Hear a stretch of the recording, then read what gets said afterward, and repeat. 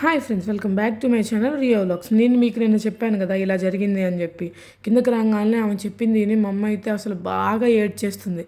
ఏమని చెప్పింది అనుకుంటున్నారు? ఆ ఇంట్లో ఒక అతను ఉండేవాడంట.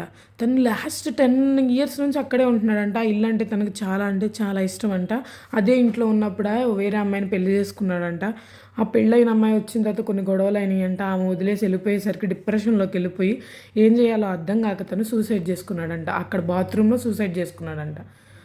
ఈ విషయం చెప్పగానే ఆ ఇంటి వైపు చూస్తే మాకు 'చంద్రముఖి' సినిమాలో రాజమహల్ని చూస్తే ఎంత భయం వేసిద్దో లిటరల్లీ అంత భయం వేసిందండి. ఇక చూడండి, మేమేమో మొత్తం తీసుకొని వచ్చేసాము. వేరే ఇల్లు దొరకడానికి అట్లీస్ట్ 1-2 డేస్ అన్నా పట్టిద్ది. మొత్తం అన్ని సామాన్లు అక్కడ పెట్టేసాం.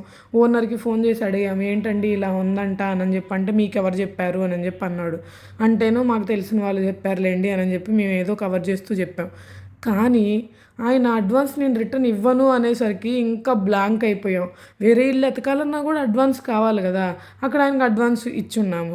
అసలు మేము ఈ ట్రామా నుంచి ఎలా బయటపడ్డాము, ఆయన దగ్గర నుంచి డబ్బులు ఎలా వసూలు చేసుకున్నాము అని చెప్పి తెలియాలంటే నెక్స్ట్ పార్ట్ కోసం వెయిట్ చేయండి.